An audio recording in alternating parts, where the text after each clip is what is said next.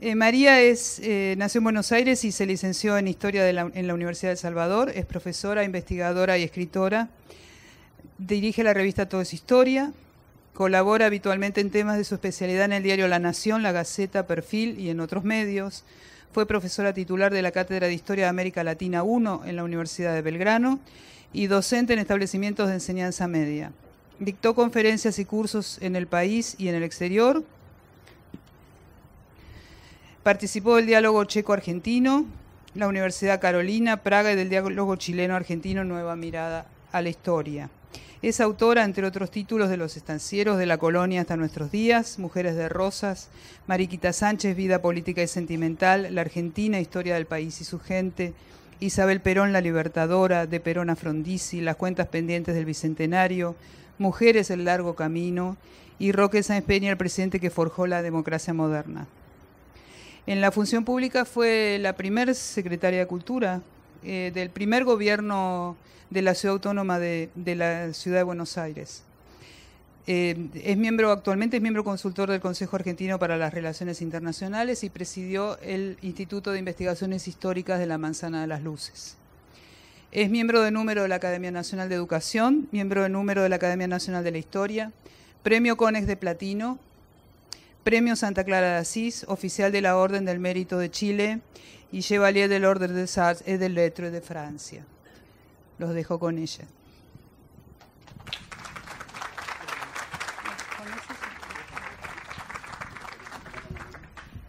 Muchas gracias a la directora de este espléndido lugar. ¿Se escucha bien? A Pau Navajas por la posibilidad de presentar su libro. Y quería referirme para iniciar esta charla y recordar a un académico, un colega de la academia, el doctor Ernesto Meder, que tanto trabajó la historia del Chaco, de Misiones, de todo ese ámbito en el cual se desarrolla el libro que presentamos hoy. Y recuerdo haberlo oído decir en una de las últimas sesiones a que asistió en la academia, qué difícil es para las provincias que fueron territorios en ese nordeste de nuestro país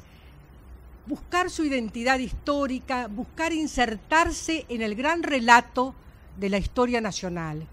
Y cómo algunos a veces eligen el camino de levantar un monumento histórico a un caudillo que no es suficientemente conocido y tratar así de dar a conocer la participación de la región, de la provincia en la historia nacional. Y yo creo que en esto tenemos que agradecer a Pau Navajas que él ha elegido un camino muy diferente, que es tomar a la historia de un producto natural convertido en una commodity en los tiempos modernos, como hilo conductor para irnos narrando la historia de la región, de sus características naturales, del poblamiento, de la economía, de los vínculos, como mencionaba la directora del Botánico, que llevaron a guerras y a enfrentamientos crueles, pero también produjeron la riqueza que hace posible la subsistencia de las poblaciones, y cómo la yerba mate está enraizada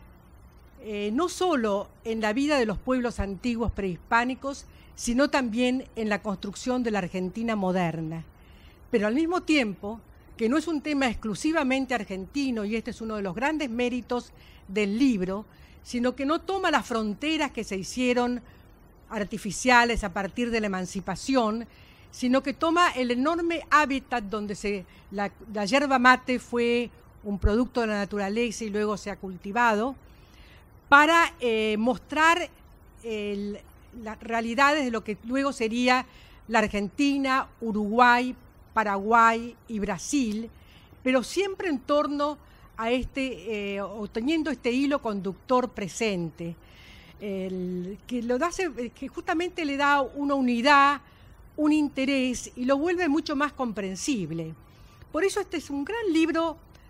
Por supuesto que es una excelente edición, es un libro con maravillosas ilustraciones, pero es un gran libro de historia el que has escrito, Pau, por esta forma de permitirnos acercarnos a algo complejo,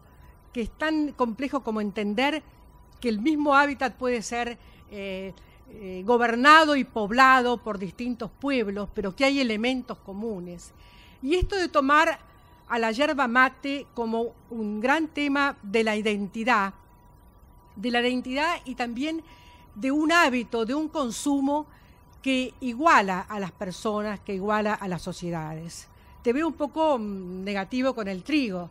pero la yerba mate, por ser genuina y por ser criolla, oriunda de la región, es lo que realmente llama la atención del autor, que sin duda ha pasado años trabajando este tema, como lo demuestran la enorme la variedad de las fuentes que utiliza, sin restricciones ideológicas ni de corrientes historiográficas. Toma a una vasta serie de autores, los mejores para los temas, y una admirable selección de ilustraciones, que yo reconozco que soy obsesiva con el tema de las ilustraciones, pero algunas realmente me han sorprendido. Les invito, por ejemplo, a mirar el retrato del doctor Francia, de la obra original de los Paris Robertson, y tantos otros grabados, ilustraciones, además, por supuesto, de viejas fotografías y de modernas fotografías, que incluyen hasta los afiches de propaganda de la empresa Las Marías. De modo que es un deleite para la vista, pero es un deleite también leer un texto que muestra las distintas grandes etapas de la forma en que este cultivo llegó a los hombres, y que comienza con esa maravillosa migración de los pueblos guaraníes que venían desde el norte de Sudamérica hacia el sur en busca de la tierra sin mal, del paraíso, y que lo encontraron en la cuenca del Plata, donde el clima más amable, selvático, pero más amable que el del Amazonas, donde la facilidad del acceso a los frutos de la tierra, y donde la maravillosa yerba mate, la yerba sagrada, caporá, estaba a disposición para ser recolectada por estos pueblos que eran cultivadores precarios del suelo, recolectores, y que aprovechaban la enorme riqueza del hábitat, de los grandes ríos, de los bosques, de este sector verdaderamente privilegiado que hoy llamamos la cuenca, el sur de América. Y aquí, en estas zonas, se instalaron y la yerba mate desempeñó un papel muy importante, pero siempre al principio como cultivo natural. Luego el libro da paso a la venida de los españoles, de los conquistadores españoles, pero en lugar de acentuar el tema bélico o el tema de las diferencias, Pau ha elegido el camino del mestizaje, que es tan importante, no solo el mestizaje de los pueblos, sino el mestizaje cultural que se produce en esta región, que también fue considerada un paraíso por los españoles, pero un paraíso de Mahoma, porque, como sabemos, aquellas bellas guaraníes, entregadas como forma de un pacto de amistad y de paz por los guaraníes a los españoles, crearon esos hogares mestizos del cual descienden los primeros pobladores de la región del Río de la Plata. Y en las primeras crónicas aparecen también en los testamentos los primeros mates, de modo que vemos que desde muy antiguo esto aparece desde el siglo XVI. Y luego Pau tiene una referencia muy linda al recordar que Buenos Aires fue fundada en la segunda vez por Garay con gente que venía del Paraguay, por mestizos paraguayos, por mujeres paraguayas que no figuran en la historia, y que el mate estuvo desde un comienzo en la vida de los porteños, de modo que también es nuestro, aunque algunos no lo tomemos, pero bueno. Toda esta historia es entonces la de un encuentro y luego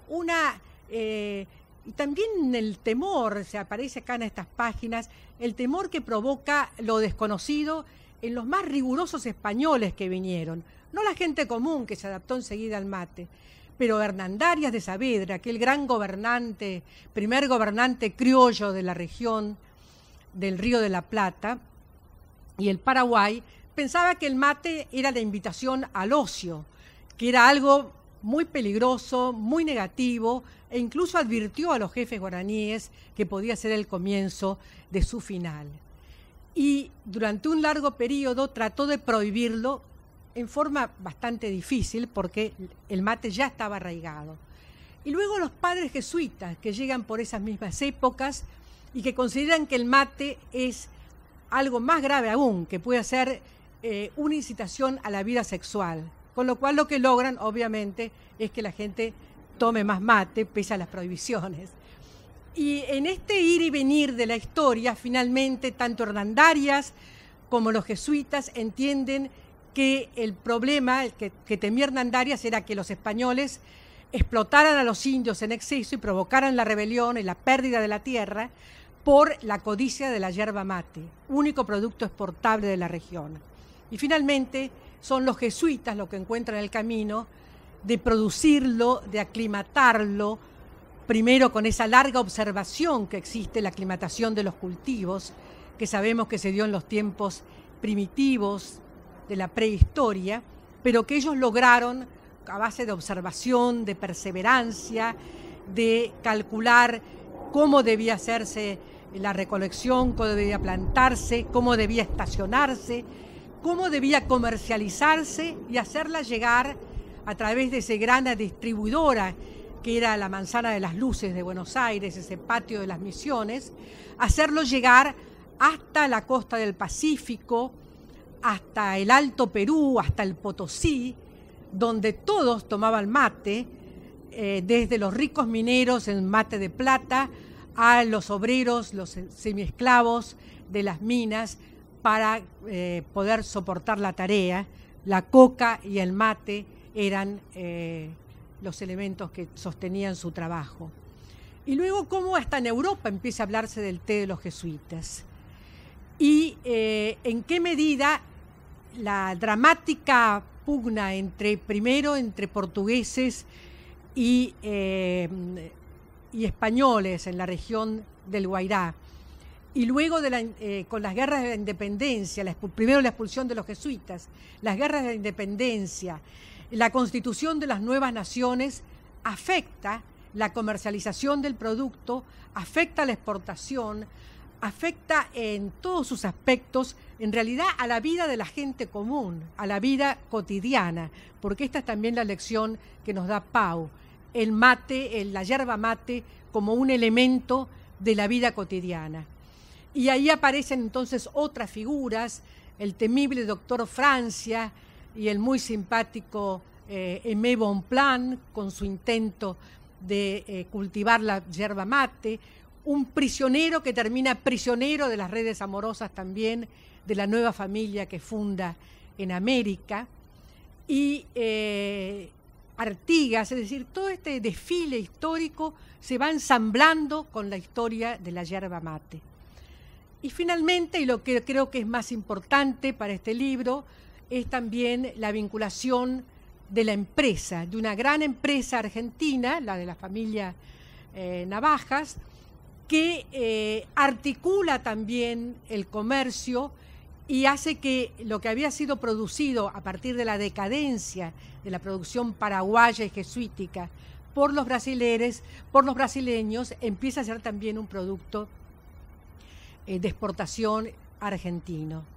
Y en este libro aparecen figuras familiares muy bien descritas,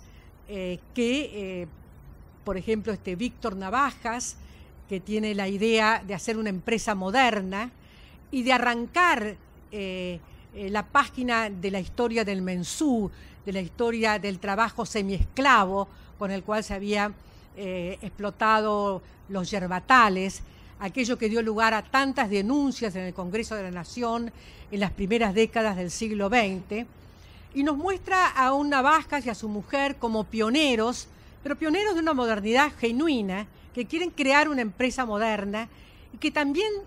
participan de la vida política del país al aceptar una candidatura a gobernador en aquellas famosas elecciones de 1932, en que Lisandro de la Torre y Repetto se presentaron como la fórmula demócrata, progresista y socialista, la de la cicuta por la cara un poco amarga de los dos, decían sus adversarios, y en la cual Navaja fue candidato a gobernador y perdió. Pero esto, que de alguna manera se perdió para la política, se ganó también para la vida de la empresa familiar, como nos cuenta este libro en esta tercera e interesantísima parte que es el siglo XX. Bueno, nada más, te quiero felicitar nuevamente. Me alegra que haya jóvenes investigadores que pueden tener esta capacidad de síntesis y el traer temas únicos, porque hay mucho que está hecho con el material de la empresa, al conocimiento de los lectores. Muchísimas gracias.